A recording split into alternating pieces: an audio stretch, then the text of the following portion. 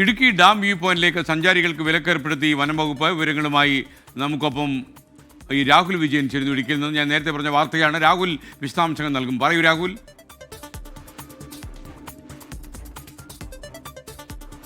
കഴിഞ്ഞ ദിവസമാണ് പൈനാവിനടുത്തുള്ള മന്ത്രപ്പാറ സമൂഹ മാധ്യമങ്ങളിൽ വലിയ തോതിൽ വൈറലായത്. അതായത് ഇടുക്കി ഡാമിന്റെയും ആർച്ച് ഡാമിന്റെയും അതുപോലെ തന്നെ ഇടുക്കി മെഡിക്കൽ കോളേജിന്റെയും ദൃശ്യങ്ങൾ ഒറ്റ ഫ്രെയിമിൽ കാണാൻ കഴിയുന്നു എന്നുള്ളതായിരുന്നു ഈ സ്ഥലത്തിന്റെ പ്രത്യേകത. അത് വനമേഖലയിലൂടെ 1 കിലോമീറ്ററോളം സഞ്ചരിച്ച് വേണമായിരുന്നു ഈ മലയുടെ മുകളിലേക്ക് എത്താൻ. അതിമനോഹരമായ ഒരു കാഴ്ചയായിരുന്നു. അതിന്റെ ഒരു ഹെലിക്യാം ദൃശ്യങ്ങൾ വന്നതോടുകൂടിയാണ് ഈ സ്ഥലമുണ്ട് എന്ന് തന്നെ നാട്ടുകാർ തന്നെ അറിയുന്നത്. പിന്നീട് അത് വലിയ വൈറലായി, വലിയ ആളുകളുടെ തിരക്കായി. അങ്ങോട്ടേക്ക് 100 കണക്കിന് ആളുകൾ ഓരോ ദിവസവും എത്താൻ തുടങ്ങി.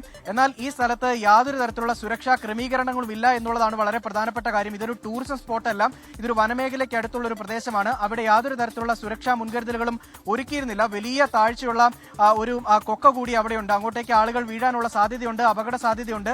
അത് പരിഗണിച്ചുകൊണ്ടാണ് വനം വകുപ്പ് ഇത്തരത്തിലൊരു നിയന്ത്രണം ഏർപ്പെടുത്തിയിരിക്കുന്നത് എന്നുള്ളതാണ് പറയുകയും ചെയ്തിട്ടുള്ളത്. എന്തായാലും ഇതുവഴിയുള്ള വനമേഖലയിലൂടെ യാത്ര പൂർണ്ണമായിട്ടും മുള കൊണ്ട് കെട്ടി വഴി അടച്ച് വനംവകുപ്പ് നിരോധിച്ചിരിക്കുകയായിരുന്നു. ആളുകൾക്ക് നിരാശയുണ്ട്. കാരണം അത്ര മനോഹരമായ കാഴ്ച സമ്മാനിക്കുന്ന ഒരു പ്രദേശം കൂടിയായിരുന്നു.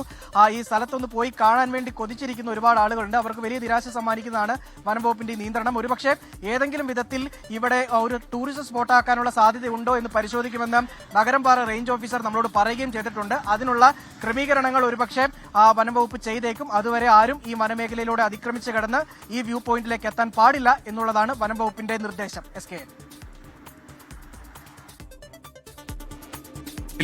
വനം വകുപ്പിന്റെ ഈ നിർദ്ദേശം നമ്മൾ അവഗണിക്കരുത്.